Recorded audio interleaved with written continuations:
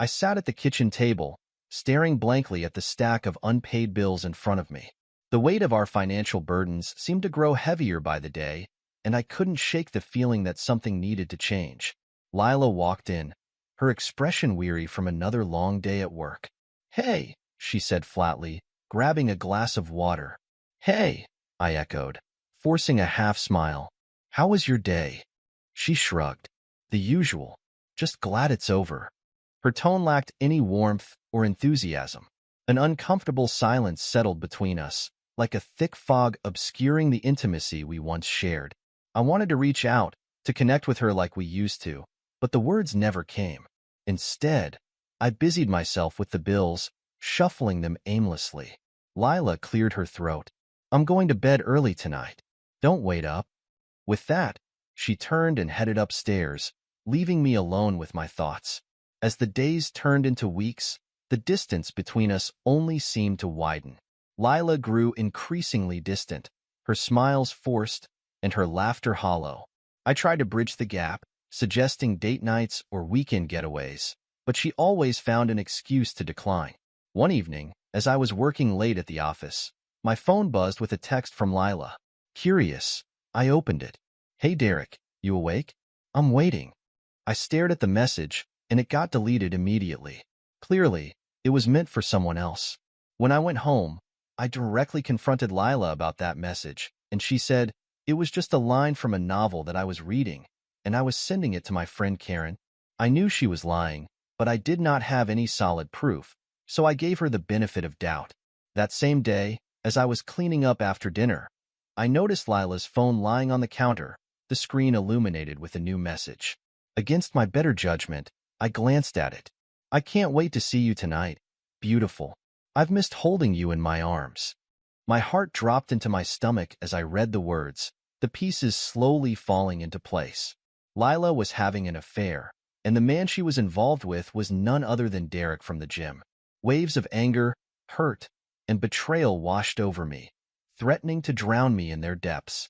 I wanted to confront Lila right then and there, to demand answers and explanations, but something held me back.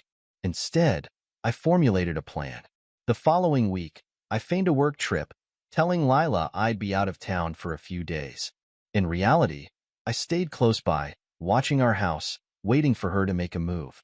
Sure enough, on the third night, I saw her sneak out to meet Derek. I followed at a safe distance, my heart pounding in my chest, until they arrived at a seedy motel on the outskirts of town. I watched, sickened, as they embraced and disappeared into one of the rooms, their laughter echoing mockingly in my ears. With trembling hands, I pulled out my phone and began recording, capturing the damning evidence I needed. For hours, I sat in my car, anger and hurt consuming me, until finally, they emerged. Lila looked disheveled, her hair mussed, and her clothes rumpled. Derek wore a satisfied smirk, as if he'd just conquered the world. I trailed them back to the gym, where Derek owned a small studio apartment above the main building. Once they were inside, I approached the door, my fist clenched, ready to confront them both.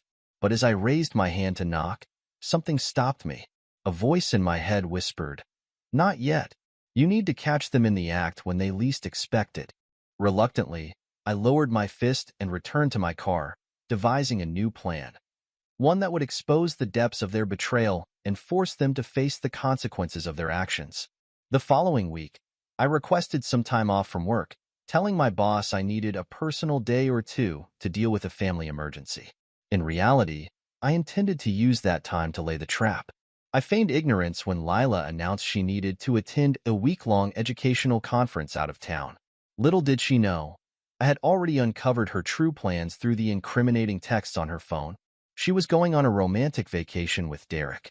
As she packed her bags and prepared to leave, I bid her farewell with a forced smile, assuring her I would take care of everything at home. The moment she was gone, I set my plan in motion. Using the information I had gathered from her messages with Derek, I created a fake online persona, a wealthy investor interested in potentially purchasing Derek's gym. I reached out to him, spinning a tale of a desire to expand my fitness empire into the Detroit area. Derek took the bait, hook, line, and sinker. He eagerly agreed to meet with me, seeing dollar signs and the potential for a lucrative deal. Little did he know, the real prize was the truth and the reckoning that awaited him. I requested that he arrange a meeting early, so he sent me his location.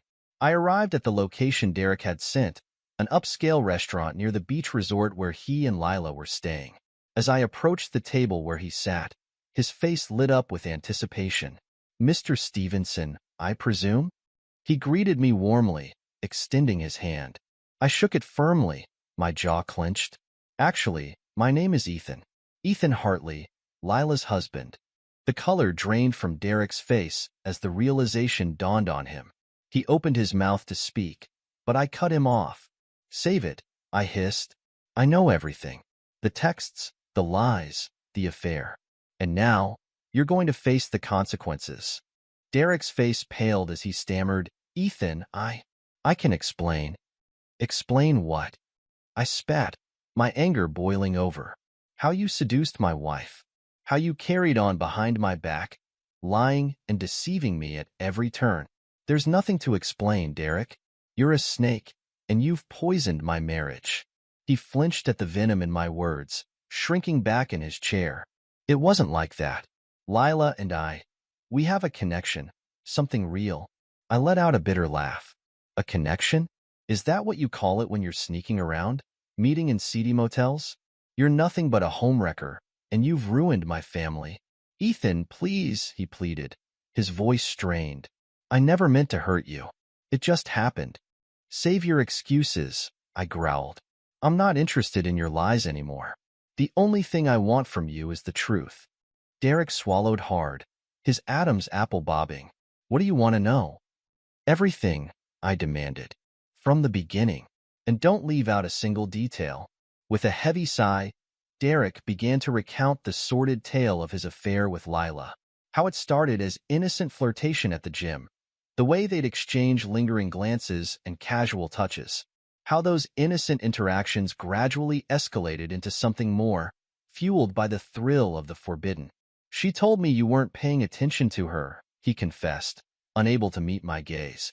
"That she felt neglected and alone. I saw an opportunity, and I took it."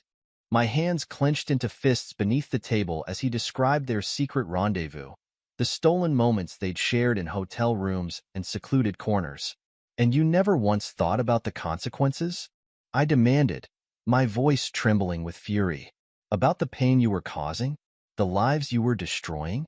Derek shook his head, his expression remorseful. "I did think about it, but by then it was too late. I was in too deep, consumed by my feelings for her." "Your feelings?" I scoffed. "You don't know the meaning of the word. What you felt was lust, pure and simple. And you were willing to sacrifice everything for a cheap thrill." He opened his mouth to protest, but I held up a hand, silencing him. "I don't want to hear any more of your excuses," I said, my tone final. "You've already said enough. Now, it's time for you to face the music." With those words, I growled, "Call Lila, right, and tell her to come down here from the resort." Derek did as I said. "I'll be there soon," she told, and the line went dead. Derek stared at me, his eyes wide with panic. "What are you going to do?" "What needs to be done," I replied, my voice hard as steel. "Your lies end here, tonight. No more secrets, no more deception. It's time for the truth to come out, no matter how ugly it might be." For what felt like an eternity, we sat in tense silence, the weight of our situation hanging heavy in the air.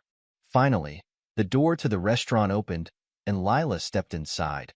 Her expression changed to shock when she saw me. "Ethan," she called out, her face full of confusion and guilt. I rose to my feet, gesturing for her to join us at the table. Derek shrank back in his chair, his face ashen. "Have a seat, Lila," I said, my voice unnaturally calm. Lila's brow furrowed in confusion as she slid into the chair beside Derek, her gaze flickering between us. Lila's eyes were wide, and her expression was a mix of shame and defiance. "I'm sorry, Ethan, I never meant to hurt you. But you thought you could just betray me, lie to my face, and everything would be okay?" "No, it's not like that," she protested, her words tumbling out in a rush. You were always working, never around. I felt so alone, so neglected. Derek made me feel wanted, alive again. I shook my head in disbelief. And that justifies what you did? The lying, the sneaking around behind my back? How could you do this to our family, Lila? To our kids? Her bottom lip trembled, tears welling in her eyes. I know, I know. I'm so sorry it just happened. That's not good enough. I slammed my fist on the table, making them both jump. You made a choice, a conscious decision to betray me, to throw away our vows, our marriage. And for what? A cheap fling with this? I gestured dismissively at Derek. This snake? Derek flinched, his gaze dropping to the table. Lila reached for his hand, but I cut her off. Don't, I growled. Don't you dare try to comfort him. He's the one who seduced you, who preyed on your vulnerability. It wasn't like that, Derek mumbled, finally finding his voice. We have real feelings for each other. I let out a bitter laugh. Real feelings? You wouldn't know real feelings if they hit you in the face. What you have is lust, pure and simple. And you were both so consumed by it that you were willing to destroy everything in your path. The door to the restaurant swung open, and a woman strode in, her face set in a mask of fury. Derek's eyes widened in recognition and horror. Clara, he choked out. The woman, Derek's wife, Clara, fixed him with a withering glare. My last strike and the important member who deserves the truth and justice, Derek's wife Clara, before coming here. I sent her all the proofs of his husband's affair and told her to come here if she wanted to catch him red-handed. You lying, cheating bastard. She turned to me, her expression softening ever so slightly. Thank you, Ethan. I heard everything. Throughout all of these confrontations, my phone was connected to Clara's, and she was waiting for the right moment to come out. Clara rounded on Derek, her finger jabbing into his chest. How could you do this to me, to our family? Was it all a lie, every I love you, every promise? Derek shook his head frantically. No, baby, it wasn't like that. I love you, I swear. Save it, Clara spat. I'm done with your lies. We're through. Do you hear me? I want a divorce. Lila watched the scene unfold with wide, horrified eyes. Oh God, what have I done? I turned to her, my expression hard as steel. You made your choices, Lila. Now it's time to face the consequences. With trembling hands, I pulled out my phone and tapped a few buttons, pulling up the damning evidence I'd gathered. Screenshots of their illicit texts, photos of their secret trysts. I slid the phone across the table, letting the truth speak for itself. Tears streamed down Lila's cheeks as she absorbed the weight of her betrayal. Derek slumped in his chair, utterly defeated. Clara let out a choked sob, her hands covering her mouth. You sick, twisted bastard. I met Derek's gaze, my voice low and venomous. You're going to pack your bags and get the hell out of our lives for good. Clara's face set in grim determination. I want everything, she declared, her voice unwavering. The house, the cars, everything. And I'm taking the kids. Derek opened his mouth to protest, but Clara silenced him with a withering glare. Don't even think about fighting me on this, Derek. You brought this on yourself. She turned to me, her expression softening ever so slightly. I'm sorry, Ethan, no one deserves this kind of pain. With that, she gathered her things and strode out, leaving Derek a broken, hollow shell of a man. I turned my attention to Lila, my heart heavy with grief and anger. Pack your things, I said flatly. I want you out of the house by the end of the week. Her eyes widened in shock. Ethan, please, don't do this. We can work it out, I swear. Work it out, I echoed incredulously. After everything you've done? You threw away our marriage, our family. For what? A cheap thrill? She flinched, fresh tears spilling down her cheeks. I'm sorry. Sorry isn't good enough, Lila. I cut her off, my voice hard as steel. Not anymore. You made your choice, and now you have to live with the consequences. With a heavy heart, I gathered my things and rose from the table, leaving the two of them to wallow in the ruins of their lies. As I stepped out into the cool night air, a weight lifted from my shoulders, the weight of deception, of living a lie. It would be a long, painful road ahead, But at least now, I could start to heal. The truth had set me free, no matter how ugly and devastating it might be. In the aftermath, Clara filed for divorce, securing a sizable settlement that left Derek financially devastated. With irrefutable evidence of his infidelity, she was also awarded full custody of their children. As for Lila, I wasted no time in initiating divorce proceedings. Despite her tearful pleas and empty promises to change, I remained resolute. The trust had been shattered beyond repair, and there was no going back. My meticulous documentation of Lila's lies and betrayal, including the incriminating texts and photos, proved instrumental in the custody battle for our children. The court, appalled by Lila's blatant disregard for her family, awarded me full custody, a decision that left her devastated, but one she could not contest. With a heavy heart, she packed her belongings and moved out of the family home, her world crumbling around her. In the months that followed, I focused on rebuilding my life and providing a stable environment for my children. This is where our story comes to an end. Share your thoughts in the comments section. Thanks for your precious time.